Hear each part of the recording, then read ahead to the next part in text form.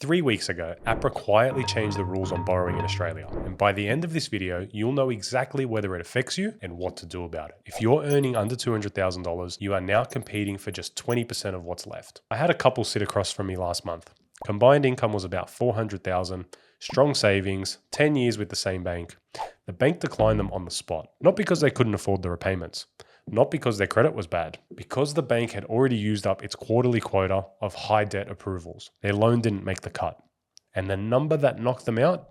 $90 a month. That's the new reality of borrowing in 2026. And most people have no idea it's happening. So here's what I'm going to walk you through today. First, exactly how to calculate whether you're already sitting in what I call the ration zone. You can do this in under 5 minutes. Second, the 3 types of borrowers banks are prioritizing right now, and how to reposition yourself as one of them. And third, how to find which lenders still have allocation left, because your mortgage broker now holds the key and we know which doors are still open. Let's start with the number APRA didn't want to make simple. So what actually changed? APRA introduced what's called a debt to income cap DTI, and it works like this. Take your gross income, multiply it by 6. That number is now your ceiling. If your total debt, your mortgage, your car loan, your credit cards, if all of that combined exceeds 6 times your gross income, you are now classified as a high DTI borrower. And banks can only approve 20% of their new lending to people in this category. So think of it like this. Imagine your bank approves 100 loans this quarter. Only 20 of those loans are allowed to go to borrowers above that 6 times line. The other 80 reserved for people who fall underneath it. Now here's where it gets personal. If you're earning $100,000, your debt ceiling is $600,000. That sounds like a lot until you remember you've got a $15,000 car loan and a credit card with a $10,000 limit. Not what you've spent on the card, the limit. The bank counts the full limit whether you've used it or not. So suddenly your $600,000 ceiling is really $575,000. And if that property is $750,000 and you need to borrow $650,000, you've just crossed the line. You're now in the ration zone. And you're not competing on your savings or your job security anymore. You're competing for one of those 20 slots your bank has left this quarter. That's the lottery. Now let me show you something that makes this even more frustrating. Let's say you've got a $600,000 loan. Your actual interest rate is now around 5.75%. Your real repayment? It's about $3,500 a month, but the bank doesn't assess you at 5.75%. They add a 3% buffer on top of that. So they're stress testing you at 8.75%. And at that rate, your monthly repayment jumps to $4,721. That's a difference of roughly $1,200 a month that you will never actually pay. It's a phantom repayment. It only exists inside the bank's calculator. But here's the kicker. That buffer, that gap is what pushes your debt to income ratio over the 6 times line. So you're not being rejected because you can't afford the loan.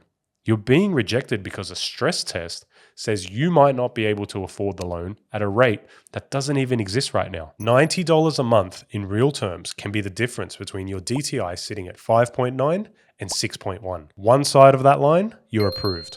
On the other side, you're in the queue.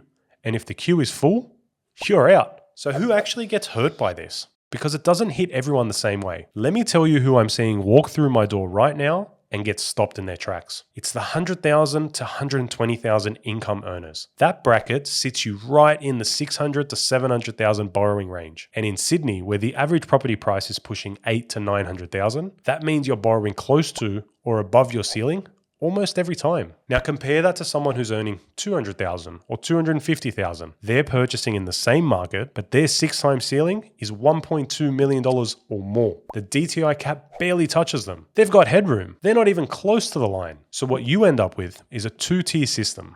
Higher income earners glide through, average income earners are fighting for the scraps inside that 20% allocation. And it gets worse if you're an investor. If you already own 1 or 2 investment properties, you've already got debt on the books. Every existing mortgage counts towards your DTI. So a seasoned investor with 3 properties and a combined debt of $1.5 million on a $250,000 income, that's a 6 times ratio before they even apply for the next one. First home buyers with no existing debt, they're only limited by how much they need to borrow for this one purchase. So in a strange twist, the person with 0 property experience has a clearer run at the approval than the investor with a decade of experience and a strong portfolio behind them. That's the system we're working with now. Now, here's the part that nobody's talking about. Not all banks are treating this the same way. I had that couple I mentioned at the start. 400,000 combined income. DTI is just over 7. NAB? Decline them straight away. No conversation, no negotiation. Anything over 7, NAB doesn't want to know about it right now. That's their internal policy. So we pivoted. We went to another lender who would consider borrowers between 7 and 8 DTI as long as they had other strengths in their application. And we got it through. But here's what you need to understand.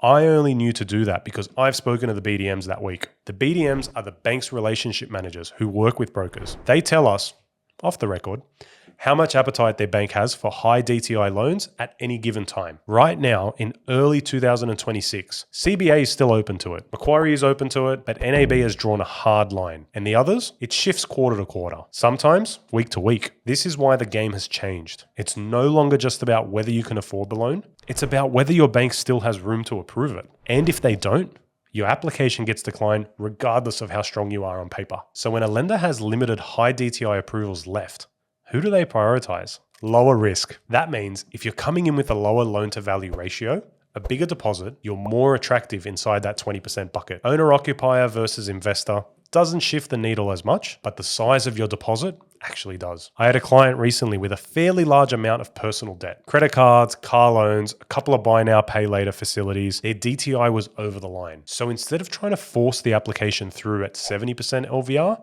we actually took it up to 80. Sounds counterintuitive, right? But by using less of their own cash for the deposit and directing that cash towards paying down their personal debts first, we brought their DTI under the threshold.